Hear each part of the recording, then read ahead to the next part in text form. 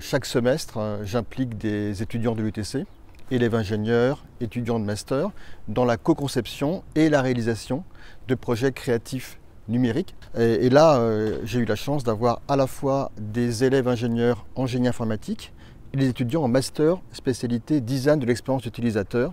Donc c'était très intéressant d'avoir ces deux compétences-là et de voir effectivement comment cette dimension interdisciplinaire allait pouvoir fonctionner. Donc l'inspiration pour ce projet est venue d'une part de l'intérêt que je porte pour la notion d'écriture et qu'est-ce que l'écriture devient dans l'environnement numérique, et d'autre part par une série Instagram lancée par Stéphanie Arc qui s'appelait Writing Is. Et l'idée c'était d'essayer de montrer ce qui se passe sous l'écriture que l'on voit sur les surfaces des ordinateurs et toutes les formes que peut prendre l'écriture et toutes les idées qu'elle suscite, toutes les associations que l'on peut avoir avec ce concept, avec cette notion, avec cette pratique. J'ai proposé un projet un peu vague, disons aux étudiants, avec l'idée que ce sera aussi leur contribution qui va permettre à ce projet d'évoluer. Le point de départ du projet, c'était la notion d'écriture et la façon dont celle-ci peut être reconfigurée, notamment avec le numérique. On parle d'écriture multimédia ou multimodale, avec des images, des sons, des vidéos, d'écriture interactive, d'écriture collaborative. Donc l'écriture ne peut pas être réduite simplement à sa dimension linguistique. Du coup, Écrire c'est un site interactif qui est collaboratif, où les utilisateurs peuvent créer des créations à partir de citations et d'une image qu'ils peuvent ensuite publier sur le site. Et après, ils peuvent laisser libre cours à leur imagination et poster ce qui correspond à l'écriture pour eux, et ça sera affiché sur le site dans une galerie. Chaque utilisateur peut ajouter ou faire sa combinaison d'images et de textes et ainsi exprimer leurs idées sur l'écriture. Il y a eu une volonté de M. Serge Bouchardon et Mme Erika Fudop d'avoir une dimension déroutante pour le site, dans le but de remettre en cause l'interface et les habitudes qu'on a sur un site qui serait conventionnel, et en plus de ça, de permettre à l'utilisateur de réfléchir à ce que c'est et comment est représentée l'écriture numérique.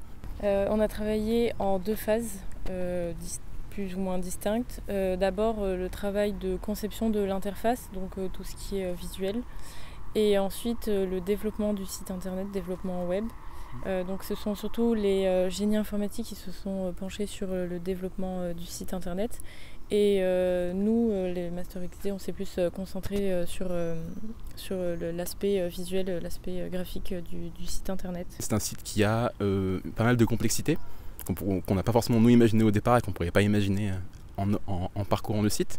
Pour moi, c'est très très important que les étudiantes et étudiants soient impliqués dans la phase de conception, de co-conception, de co-design. Et on fait des séances de brainstorming avec les étudiants pour stimuler leur créativité. Et ça marche en général extrêmement bien parce que nos étudiants, que ce soit élèves ingénieurs ou étudiants en master, sont extrêmement créatifs. Et le fait de les faire participer à un projet créatif numérique, eh bien, ça correspond au slogan de l'UTC, pas simplement comprendre pour faire, mais également faire pour comprendre, et en l'occurrence créer pour comprendre. De travailler avec des GI, avec des personnes qui ont une expérience et des compétences complètement différentes de la mienne, il faut apprendre à s'adapter, être un peu plus rigoureux dans ce qu'on demande et bien se faire comprendre. Écrire ça m'a permis premièrement de pouvoir réfléchir à ce que c'est l'écriture. C'est quelque chose dans mon parcours que j'ai très peu vu au final. J'ai fait de l'informatique auparavant et ça m'a fait du bien de pouvoir me replonger du coup dans la littérature et dans ce que c'est écrire, quelque chose que j'ai pas pu refaire depuis le lycée. Ça a également été super intéressant de pouvoir travailler sur un site qui est artistique, et notamment qui puisait sur un site web artistique, chose que j'avais jamais pu faire auparavant. Ça m'a permis de faire évoluer et de pouvoir encore plus mettre en valeur des compétences que j'ai pu voir par le passé, notamment remettre en cause et apprendre à construire un site qui sort, on va dire, des conventions habituelles d'un site web.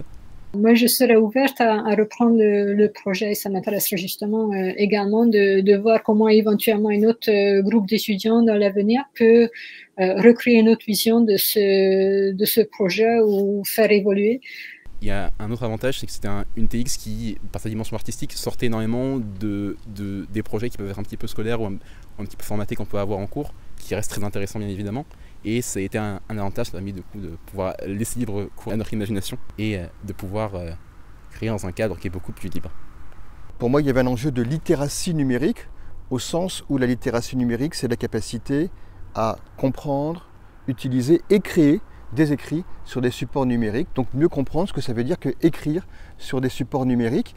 Et d'ailleurs, cette création, donc ce site web participatif, non seulement évidemment il a sa présence en ligne, mais il sera utilisé lors de workshops, d'ateliers pour sensibiliser différents publics à cette notion d'écriture et notamment d'écriture en milieu numérique. Donc le projet a été présenté puis sélectionné pour l'exposition Electronic Literature Organization vers le 30 mai 2022 qui s'est déroulée en Italie.